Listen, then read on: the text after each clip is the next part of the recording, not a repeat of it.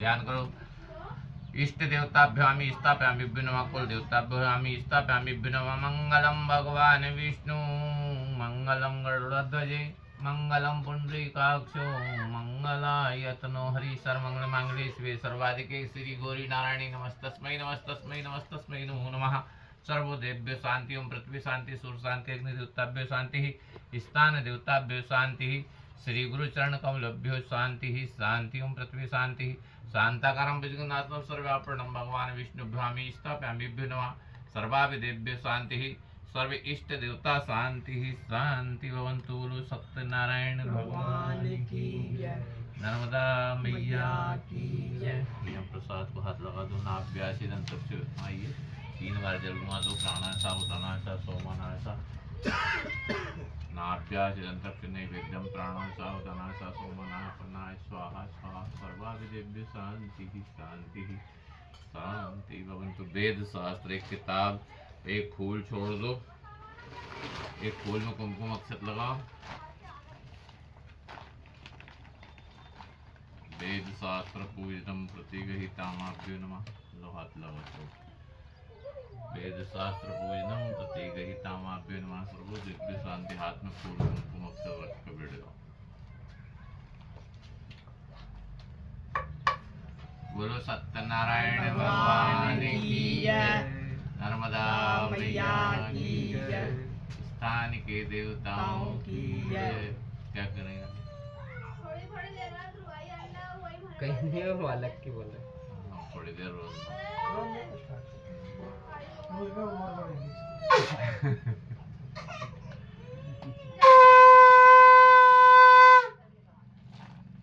बोलो सत्यनारायण भगवान की जय। बैठ जाओ आप इधर, सब आ जाएंगे, सब बैठ जाएंगे। कथा से पहले तुम्हारे जितने भी गुरु है नहीं, कितने गुरु है तुम्हारे? कोई गिनती नहीं है। कोई गिनती नहीं है ना? नहीं, प्रमुख तो आपके जोईराम महाराज जी। जोईराम सोईराम। तो क्या कहते हैं? गुरु ब्रह्मा गुरु विष्णु गुरुदेवो महेश्वरा, गुरु साक्षात परब्रह्म तस्मै श्री गुरुवे नमः। श्री गुरु चरण सरोज रज निज मन मुकुर सुधार, बरनहु रघुवर विमल जस जो दारहु फल चार। यानी जो गुरु ऐसा होना चाहिए कि अपनी जो इच्छा मन में हो वो मिले। तो अब गुरु तुम तो इधर ध्यान दोगे तो सब चलता रहेगा, तुम्हारा सेट कर दिया और क्या। तो हनुमान जी महाराज जिनको मिलते हैं उनका उद्धार हो जाता। तो क्या कह रहा? श्री गुरु चरण सरोज रज निज मन मुकुर सुधार, वरनहु रघुवर विमल जिस जो दारहु फल चार। रावण को भी मिले थे हनुमान जी, मगर रावण अभिमानी था। और विभीषण को भी मिला हनुमान जी, तो विभीषण साधारण मनुष्य। तो रावण का राज खत्म हो गया और विभीषण को राज तिलक हो गया। फिर हनुमान जी ने किसको मिलाए? ये तो पहले की बात है। उसके बाद में सुग्रीव, बाली अहंकार था, आधा बल ले लेता, मगर बाली ने सुख नहीं भोगा और सुग्रीव ने राज पाया, है ना।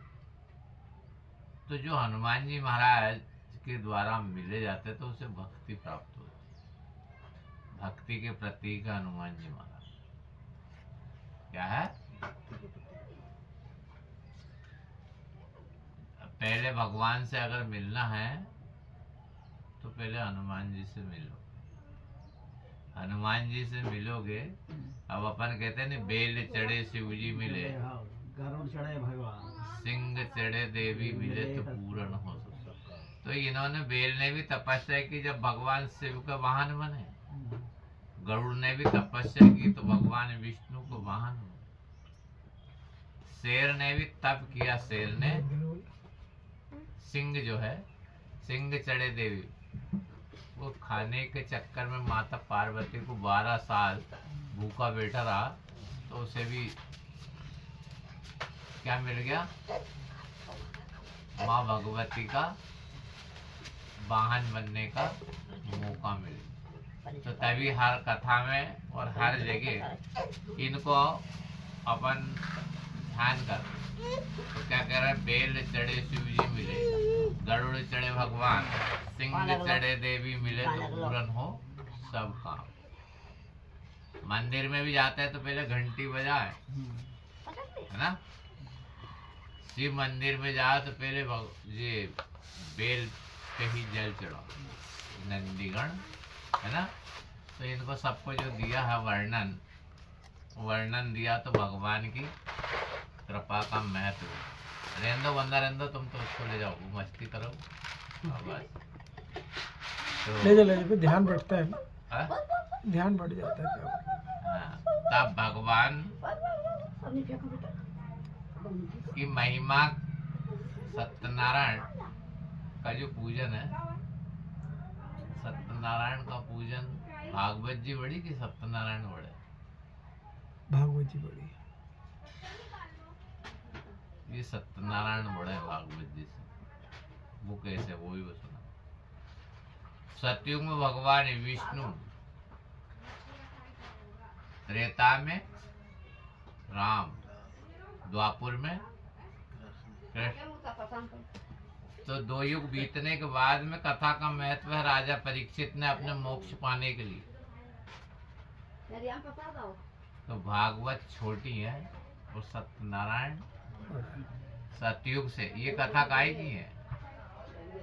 भगवान विष्णु की मायावी है भगवान विष्णु, जिन्होंने माया रची। तो नेमी सारण तीर्थ में, नेमी यानी नियम,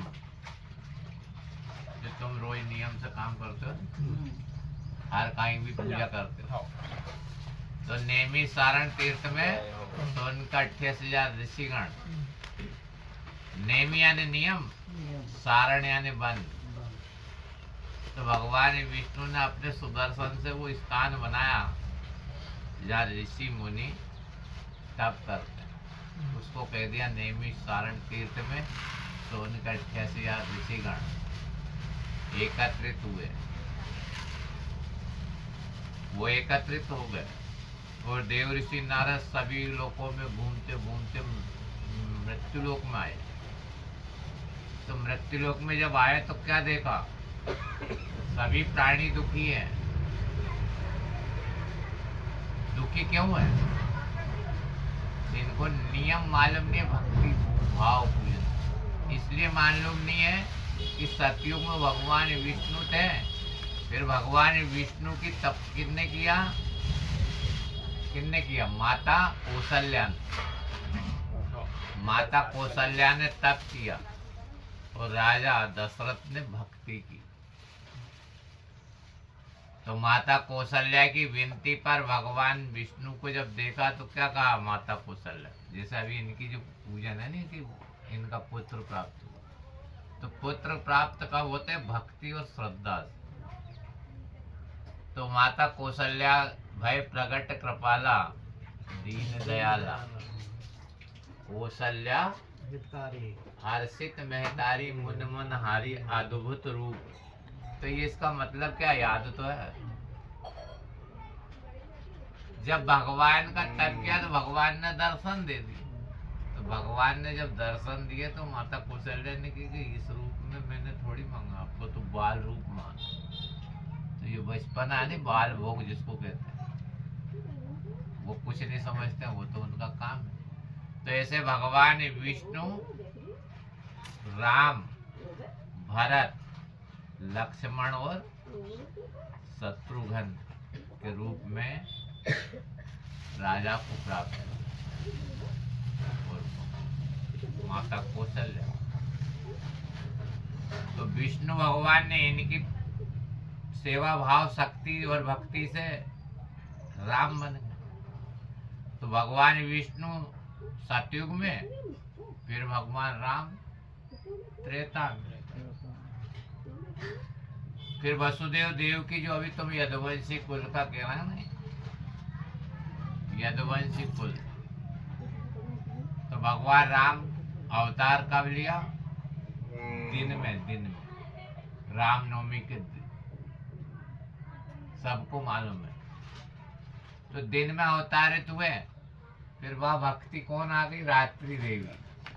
रात्रि देवी ने विनती की कि प्रभु मैं तो आपका दर्शन नहीं कर पाई। बोले तुमने इतनी भक्ति करो, जब हमारा पुनः अवतार होगा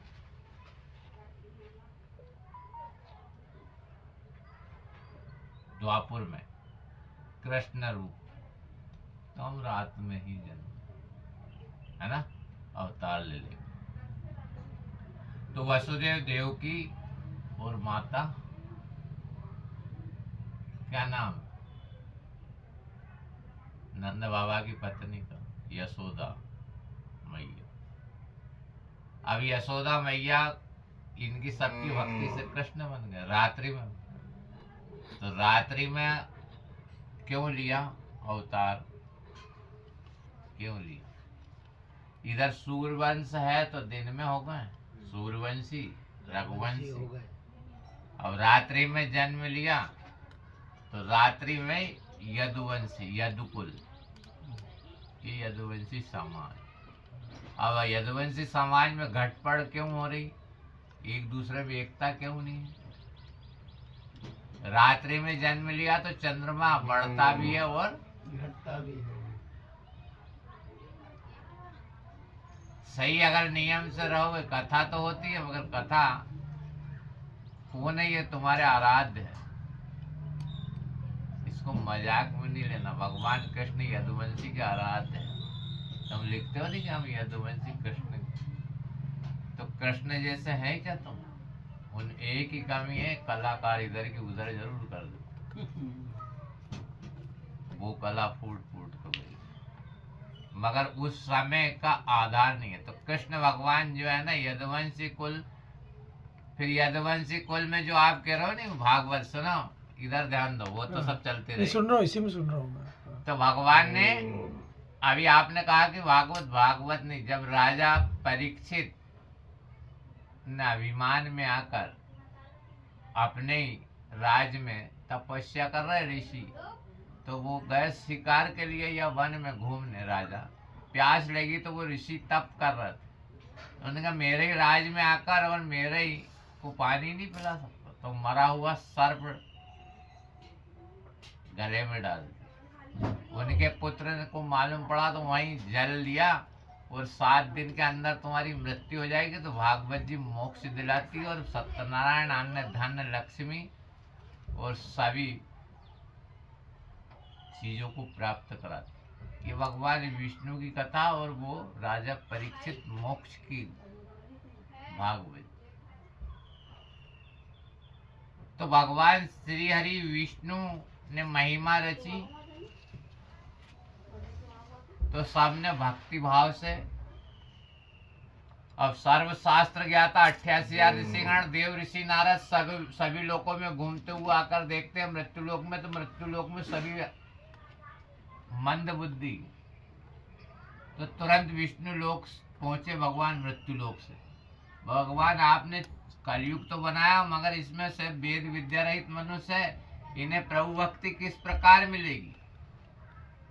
तो देव ऋषि नारद से कहा गया है, देव ऋषि नारद, मेरी पत्नी 16,108 का वर्णन है नहीं? कितने? 16,108 पटरानी का। तो सत्यभामा उनकी यदुवंशी कुल की पत्नी। तो उन्होंने कहा कि प्रभु तुम्हारा राधा रुक्मणी सबके साथ नाम है, मेरा नाम कब होगा? तो देव ऋषि नारद को अवगत कराया कि कलयुग में सत्यनारायण का मैंने वर्णन कर दिया है, 88,000 ऋषिगण को भी अवगत करा।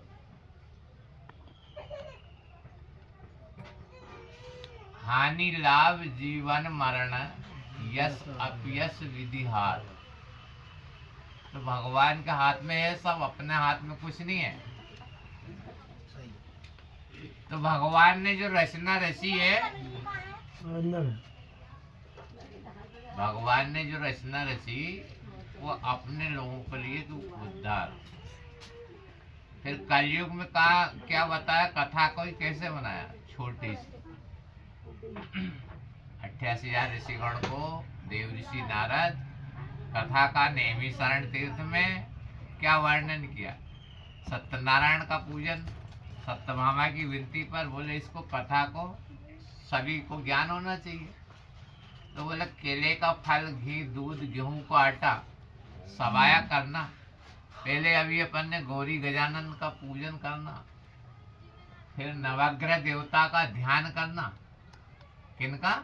ये नवग्रह देव, ये 9 देवता हैं, ये नवग्रह देवता का ध्यान करना और उसके बाद में मेरा स्मरण मात्र कर लेना। क्या कर लेना? स्मरण मात्र। अब स्मरण मात्र कर लेना तो कैसे कर लेना?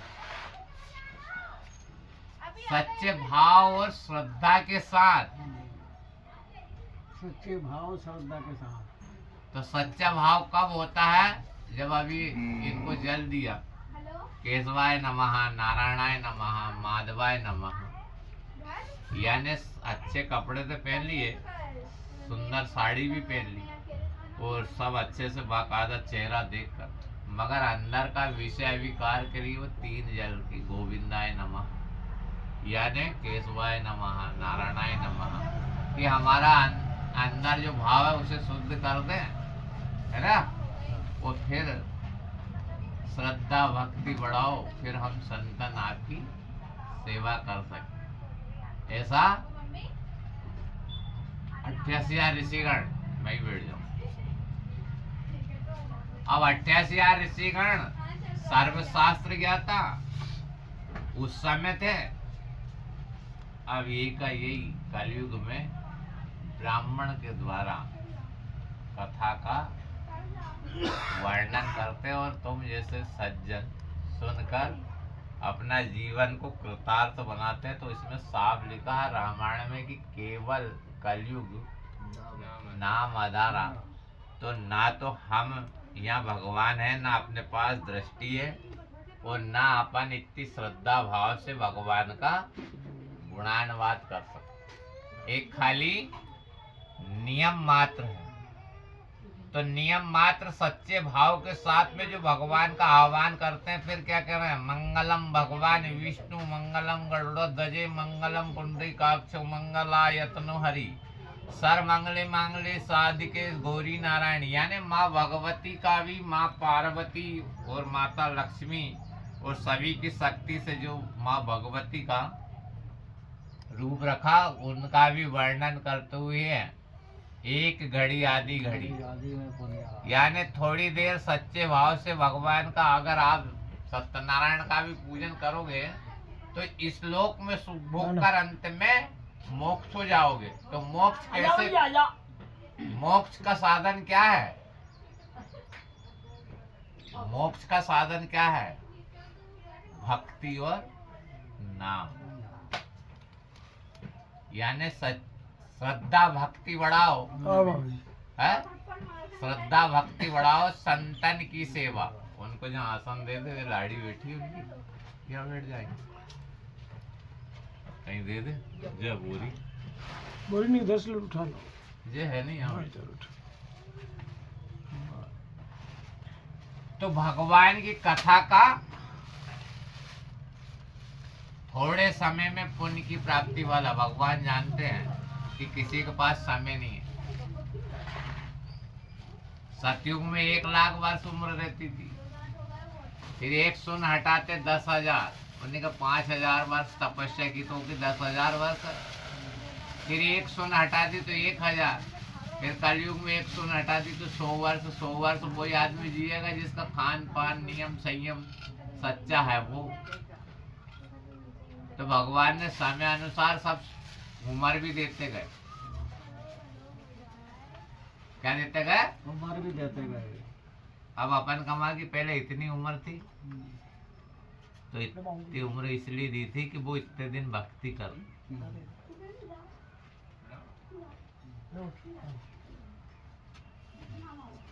इधर बेटा आसन बोलो।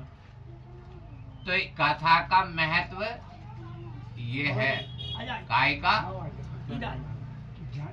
हाँ टिकने के लिए देव बाबा हाँ हाँ टिको पर कहीं तो उनने तो तुमने हमारा पीठ का अभी तुम हाँ उनका मुझे पीठ हो गई होगा उनका भी पंडित जी किए थे अच्छा थोड़ा सा बढ़िया तुमने थोड़ा इधर पंडित जी बोल गए ना नहीं थोड़ा से वो इधर हो जाएगी नहीं, नहीं ज्यादा नहीं भाई बैठन तो टिक के सामने नहीं सुनो देव बाबा आ रहा है आसन भाई दे दो ने यहीं दे दो कहीं यहीं बैठ जाऊंगा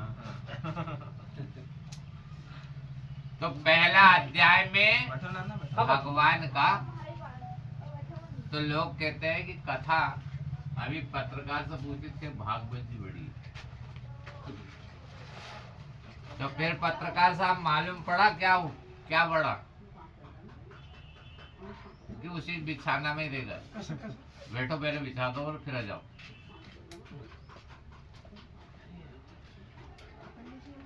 हाँ मैं वही उठा देता तो ये लो इसमें चम्मच मैंने अभी आपसे पूछा कथा का वर्णन जी जो कथा में आप पैसे खर्चे कर रहे हो रोज कराते हो हाँ, ज्ञान होना चाहिए नहीं तो अभी मैंने पूछा था तो तुमने कहा का बड़ा का कहा भागवत जी नहीं भागवत जी ने मैंने कथा का कहा भागवत जी तो करवा चुका ना मैं एक बार नहीं कराने की बात नहीं पद जो है ना हाँ कथा छोटी जरूर है मगर भागवत जी से बड़ी बड़ी क्यों बड़ी है कि ये भगवान विष्णु फिर राम फिर कृष्ण भगवान ने जो भी मैंने बताया राजा परीक्षित तो गोकर्ण और धुंधकारी की कहानी है वो आएगी गोकर्ण यानी गौरक्षा गोकर्ण धुंधकारी जो हमेशा अत्याचार करता है उसको मोक्ष का वर्णन राजा परीक्षित के द्वारा भागवत के द्वारा करके वो भगवान कृष्ण की पूरी महिमा का वर्णन करते हैं तो भागवत जी से मोक्ष मिलता है लाइट चल रहा और सत्यनारायण का पूजन केले का फल घी दूध गेहूं का आटा सबाया करके सच्चे मन से सत्यनारायण का थोड़ी देर सच्चा भक्ति के साथ जो सत्यनारायण की पूजन करेगा तो फिर क्या कहते हैं धनदान को बढ़ाएंगे सौभाग्य संतान को देंगे सभी स्थानों पे विजय कराएंगे और अभिमान को हटाएंगे ऐसे आ जाओ माताराम। सत्यनारायण का पूजन का वर्णन है। आ जाओ अब पूजन का वर्णन तो है इसमें ज्यादा सामग्री भी नहीं है केले का फल घी दूध गेहूं का आटा मगर ज्यादा अपना मन होना सच्चे मन और श्रद्धा भाव के साथ में जो कथा कराता है और कथा श्रवण करता है वह अंत में मोक्ष धाम को जाता है इसी श्री रेवा खंडे प्रथम अध्याय समाप्त होता बोलो सत्यनारायण भगवान की